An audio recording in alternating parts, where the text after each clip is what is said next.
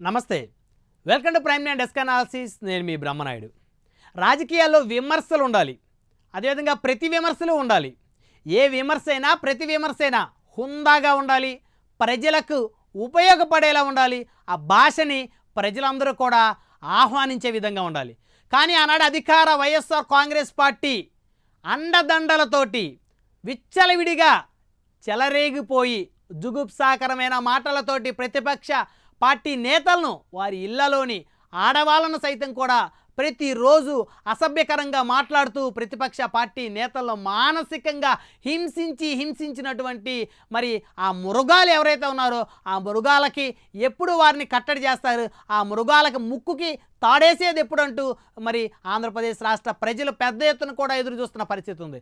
ఆ మృగాల్లోకి కనుక చూస్తే మరి ఆ జాబితా కనుక చూస్తే ఎవరైతే బోరుగడ్డ అనిల్ కుమార్ అనేటువంటి వ్యక్తి ఎవరైతే ఉన్నారో మరి అతను జనసేన అధినేతను, టీడీపీ అధినేతను నారా లోకేష్ను పెద్ద ఎత్తున లకారం భాషలతోటి ప్రతిరోజు దూషిస్తూ జుగుప్సాకరమైనటువంటి మాటలతోటి మాట్లాడినటువంటి ఒక మృగం బోరుగడ్డ అనిల్ కుమార్. మరి అలాంటి మృగం వైఎస్ఆర్ కాంగ్రెస్ పార్టీ హయాంలో చెలరేగిపోయింది, విచ్చలవిడిగా చెలరేగిపోయింది. సాక్షాత్తు వైకాపా పెద్దలు ఎవరైతే ఉన్నారో వారి అండదండలతోటి బోరుగడ్డ అనిల్ కుమార్ అనేటువంటి ఒక మానవ మృగం, మనిషి రూపంలో ఉన్నటువంటి ఆ మృగం సమాజాన్ని విచ్ఛిన్నం చేసే విధంగా అతను మాట్లాడినటువంటి భాష కానీ, ప్రతిపక్ష నేతలను అతను దూషించినటువంటి ఆ పదజాలం కానీ మరి చూస్తే జుగుప్సాకరమైనటువంటి ఆ పదజాలం నేటికి కూడా మరి యూట్యూబ్లో దొరుకుతూ ఉంటాయి. ఆ వినేవారికి ఇప్పటికీ కూడా ఆ పార్టీల నేతలు కానీ, వారి కార్యకర్తలు కానీ, అభిమానులు కానీ కంటి తడి పెట్టేటువంటి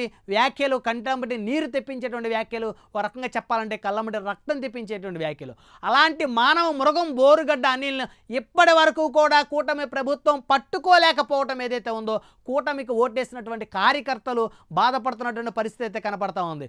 ప్రతిరోజు జుగుప్సాకరంగా మాట్లాడేటువంటి ఒక శ్రీరెడ్డి అనేటువంటి ఒక మహిళ ఎక్కడో ఇతర రాష్ట్రాల్లో తలదాచుకుంటూ అటు జనసేన అధినేతను, అదేవిధంగా టీడీపీ అధినేతను, ఆయన కుమారుణ్ణి మరి చెప్పలేనటువంటి భాషతో, వినలేనటువంటి భాషతో, చెప్పుకోలేనటువంటి మాటలతోటి మరి మానసికంగా ప్రతిరోజు హింసించినటువంటి మరొక మానవ ఆడ మృగంగా ఉన్నటువంటి శ్రీరెడ్డి ఎవరైతే ఉన్నారో ఆమెను ఎప్పుడు బందీఖానాలోకి తీసుకుంటారు. మరి ఈ విధంగా సమాజాన్ని విచ్ఛిన్నం చేసి, సమాజాన్ని పొల్యూట్ చేసి, తమ భాషతోటి రాజకీయ నేతలని ఇష్టానుసారంగా దూషించినటువంటి ఈ ఎవరైతే మానవ మృగాలు ఉన్నారో, మరి కొంతమంది మానవ మృగాలు వైఎస్ఆర్ కాంగ్రెస్ పార్టీలో ఇంకా విచ్చలవిడిగా చెలరేగిపోతూ ఉన్నారు. మరి ఈ మానవ మృగాలు చేసిన తప్పుకి ఎప్పుడు వారిని శిక్షించేది, చట్టపరంగా వారి మీద చర్యలు ఎప్పుడు తీసుకుంటారు అనేటువంటి దాని మీద అయితే సర్వత్రా ఆంధ్రప్రదేశ్ ప్రజలందరూ కూడా మరి ఉత్కంఠగా ఎదురు చూస్తున్న పరిస్థితులు ఉన్నాయి. ఇప్పటికే ప్రభుత్వం ఏర్పడిన నెల రోజులు కావస్తున్నప్పటికీ కూడా ఈ మానవ మృగాలను పట్టుకోవడంలో అటు పోలీసులు కూడా ఫెయిల్ అయ్యారు అని చెప్పేసి అనేక మంది కూటమికి సంబంధించినటువంటి కార్యకర్తలు బాధపడుతున్న పరిస్థితి ఉంది. ఈ బోరుగడ్డ అనిల్ లాంటి మానవ మృగం మీద అనేక గ్రామాల్లో, అనేక పోలీస్ స్టేషన్లో కేసులు కూడా గతంలో నమోదైన పరిస్థితి ఉంది. అటు జనసేన కార్యకర్తలు కానీ, తెలుగుదేశం కార్యకర్తలు కానీ ఈ మానవ మృగం మీద అనేక పోలీస్ స్టేషన్లో ఎఫ్ఐఆర్లు కూడా నమోదు చేయించిన పరిస్థితి ఉంది. అయినా ఇప్పటికీ కూడా ఆ ఫైల్ ఎందుకు కదలటం లేదు? ఆ మానవ మృగాన్ని ముక్కుకు తాడేసి ఎందుకు కటకటాల వెనక నెట్టలేదు అనే దాని మీద అయితే సర్వత్రా చర్చ జరుగుతూ ఉంది. మొత్తానికి ఇలాంటి మానవ మృగాలను కనుక కట్టడి చేయకపోతే కూటమి ప్రభుత్వానికి ప్రజలు బంపర్ మెజార్టీ ఇచ్చి కూడా ఉపయోగం ఉండదు అంటూ రాజకీయ విశ్లేషకులు కూడా అభిప్రాయపడుతున్నారు. చూద్దాం ఈ మానవ మృగాలను ఎప్పుడు కటకటాల్లోకి పంపుతారో.